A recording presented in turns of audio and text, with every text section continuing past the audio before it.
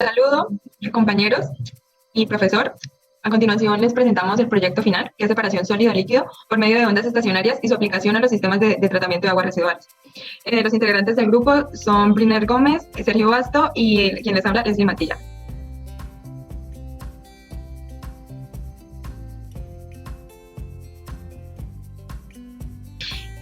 Las ondas estacionarias. Se llama onda estacionaria a una onda que se forma como resultado de la interferencia entre una onda proveniente entre una fuente y una onda rebote generada por una barrera sónica. Esto si el espacio de confinamiento entre la fuente y la barrera en la cual rebota tiene una longitud a n lambda medios para cualquier n que pertenece a los números reales. La generación de ondas estacionarias es a partir de la ecuación de la onda sinusoidal, que es Y1 igual a seno de WT menos KX, donde A es la amplitud de onda, W la velocidad angular, K es el número de onda, T es el tiempo, Y la coordenada perpendicular a la dirección de propagación de la onda y X es la coordenada a lo largo de lo cual se propaga la onda. Acá vemos en la gráfica que cuál es el nodo y el antinodo.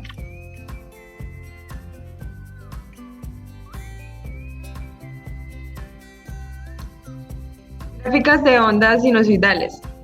La figura 1.1 muestra el desplazamiento de una onda sinusoidal y la 1.2 el desplazamiento de una onda de rebote, en donde las diferencia pues el signo y cada una fue tomada en 4 tiempos diferentes, en el 0, 0,1, 0,2 y 0,3, en donde pues la interferencia entre estas dos genera una onda estacionaria. A continuación está la gráfica de la onda estacionaria, que es la interferencia de las gráficas anteriores, que también están tomadas en los mismos tiempos, y pues vemos que la onda estacionaria posee nodos, que son puntos en el eje longitudinal, donde la amplitud es cero para cualquier tiempo t, y antinodos, que son los puntos donde la onda presenta su mayor variación en la amplitud. La cantidad de nodos y antinodos dependerá del estado de resonancia. En el caso de resonancia basal, que es n igual a 1, la onda estacionaria posee un nodo y 2 antinodos. Campo estacionario sobre una partícula suspendida. Entonces, pues seguimos viendo la misma gráfica, que es una onda estacionaria, en donde las partículas suspendidas en un fluido que se encuentra sumergido en un campo ultrasónico, confinada en un espacio, genera una onda estacionaria, donde se acumularán los antinodos. En los antinodos las partículas, si son menos densas que el fluido, y en los nodos, si son más densas a este. Esto se debe a la propiedad física que genera la amplitud de una onda sónica, que es la presión. Por lo tanto, el gradiente de la presión siempre apuntará en dirección de los antinodos desde los nodos, excepto cuando la onda iguala al eje de coordenada longitudinal, momento en el cual pues el gradiente es igual a 0.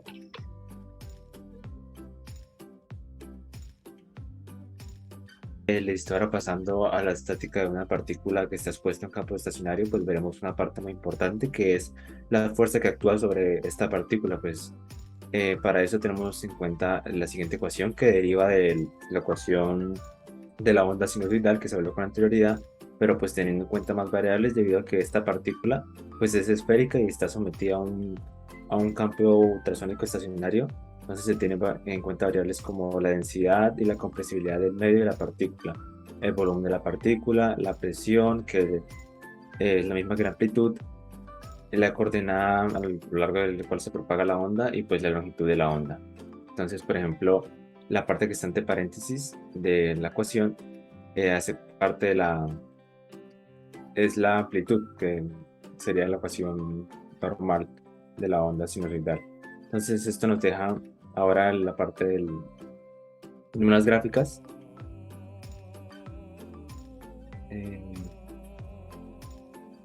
que serían estas gráficas en las que analizamos cuáles son las variables más importantes que afectan esta fuerza. Entonces, por ejemplo, en la primera gráfica, que sería la de la arriba de la derecha, tenemos una distancia normalizada y variamos pues lambda. Entonces tenemos como resultado que es inversamente proporcional a la fuerza. Entre mayor sea lambda, menor será pues la fuerza. En la segunda gráfica, ahora variamos es el diámetro de la partícula. Entonces vemos que esta sí es directamente proporcional debido a que entre mayor sea el diámetro de la partícula, mayor será la fuerza generada. Lo mismo con las últimas dos gráficas, que son directamente proporcionales. Entre mayor sea, por ejemplo, en este caso la densidad, mayor será la fuerza, y en la de la derecha, entre mayor sea la presión, mayor será también la fuerza. Entonces, una vez teniendo estos valores, analizaremos la del trabajo. Entonces, utilizamos esta fórmula que es realizada entre dos partículas. ¿Por qué dos partículas? Porque, por ejemplo, como miramos en las gráficas anteriores, teníamos dos nodos, un nodo al principio de la gráfica y otro nodo al final de la gráfica. Entonces, debemos analizar el trabajo que recae entre estas dos partículas. Entonces, esto nos deja como resultado la tabla que está en la parte inferior. Entonces, si disminuimos por ejemplo, el 10 y 20% de cada variable, por ejemplo, el 10% de la longitud de onda, nos da que no afecta nada el trabajo, y igual que el 20%, pero con las demás variables, esto sí les afecta. Entonces, las que más afectan al trabajo serían la presión, que sería la misma amplitud de la onda, y el diámetro. Entonces, por ejemplo, si nosotros en el separador que nosotros planteamos de líquido sólido, nosotros debemos dejar un diámetro específico de la partícula. Así solo cambiaríamos la presión. Esta presión, ¿cómo cambia? Pues tenemos un transductor piezoeléctrico que es al que se le cambiándosele el voltaje, subiría o bajaría la presión dependiendo de lo que nosotros necesitemos, ya que esta es sería la variable que más afecta. Bueno, ahora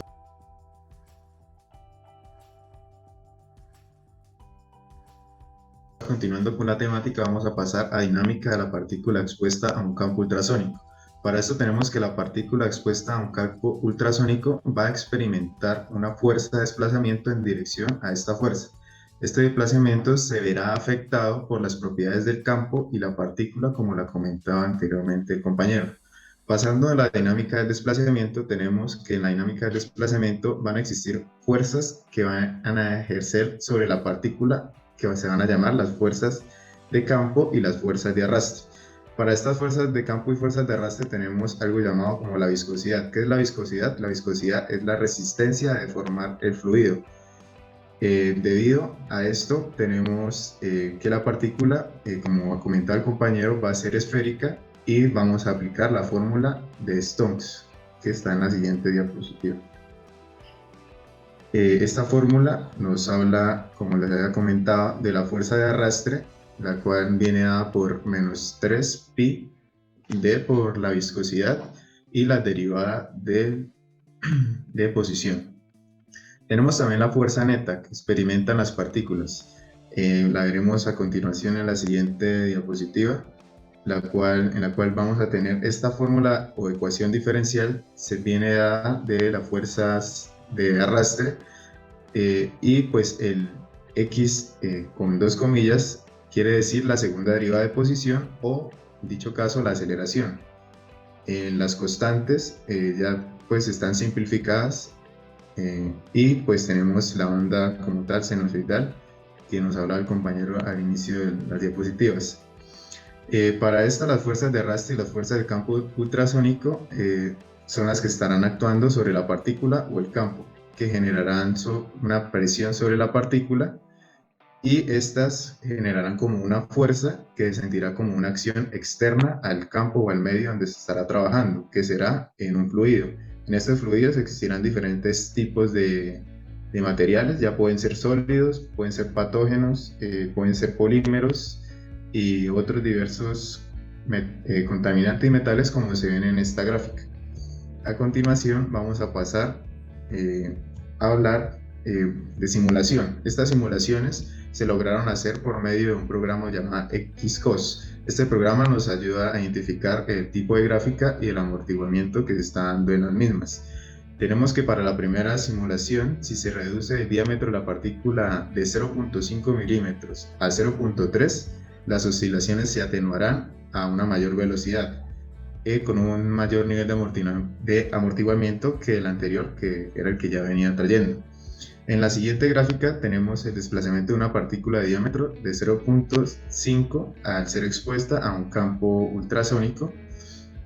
Y finalmente, si tenemos el resultado de si se reduce una partícula de 0.1 al 0,005, se evidencia que la disminución será muy drástica en las oscilaciones. El factor de amortiguamiento en la ecuación aumentará de manera inversa al diámetro. Esto va a ser muy importante a la hora de estudiar este sistema de separación, porque estos tipos de oscilaciones en las partículas no pueden superar cierto tiempo porque pues, van a perjudicar la eficiencia del sistema de separación. A continuación vamos a hablar de cómo funciona el sistema de operación. El sistema de separación en las partículas, como habíamos comentado en los campos estacionarios, experimenta una fuerza cuya magnitud va a depender de la relación en su densidad con el fluido y la amplitud. Este proceso experimenta fuerzas en el campo que se moverán en dirección a los nodos, lo cual va a depender de la densidad, como vemos acá en las gráficas. Al final, cuando se alcance la estabilidad de las partículas, se encontrarán aglomeradas en estos nodos y nos ayudarán a separar los diferentes tipos de sustancias que se encuentren suspendidas en el fluido. En la siguiente diapositiva veremos que es importante que van a haber tres tipos de restricciones. Este tipo de restricciones nos ayudarán a la separación de las mismas. Tenemos el flujo laminar, que va a ser muy importante a la hora de analizar este sistema, dado que si no existe un flujo laminar va a ser imposible utilizar este tipo de proyecto. Aparte de eso, tenemos el tiempo que va a tardar la partícula en migrar de un nodo al otro nodo, y la otra, se debe garantizar que las ondas, cuando abandonen el campo estacionario, sigan manteniendo el régimen laminar para que logren su completa separación. Aquí tenemos pues como los procesos que serían flujo laminar, el tipo de plásticos o partículas suspendidas en el medio, campos ultrasónicos, el medio de separación de los nodos, y finalmente pues ya sería como la limpieza teórica del mismo sistema.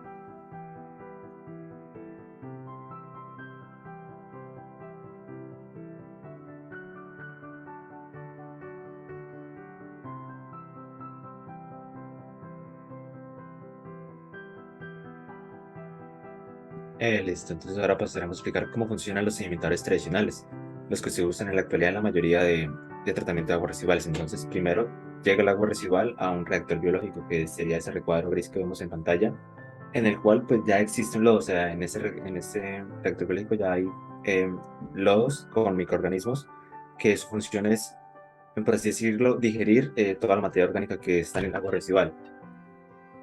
También pues después de que ya no tienen microorganismos, que ya no tiene materia orgánica, va a ser sedimentador, que sería la parte triangular de la derecha, en la que pues por acción de la gravedad, la parte pesada, que sería todos los lodos, caen hacia abajo, y el agua, que es la menos densa, queda en la parte superior y pues ya sigue ya con el proceso de limpieza.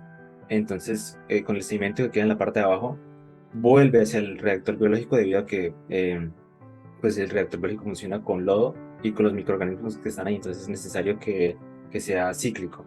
Pero antes de que vuelva al reactor biológico, debe haber una purga, es decir, debe filtrarse todos los sedimentos que quedan ahí, solo dejar pasar los más pequeños y pues los que contengan los microorganismos, que son los que se necesitan. Y así funcionaría el sedimentador tradicional.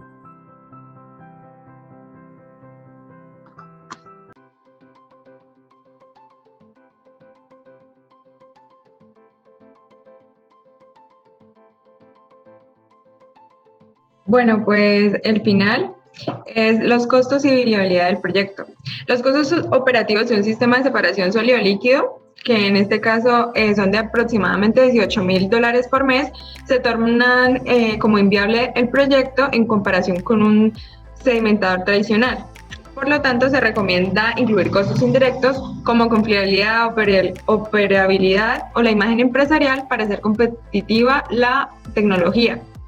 También se recomienda realizar pruebas utilizando transductores piezoeléctricos de alta ganancia operando en su frecuencia de resonancia, esto con el objetivo de disminuir la amplitud de onda eléctrica y por lo tanto el consumo energético del sistema de operación.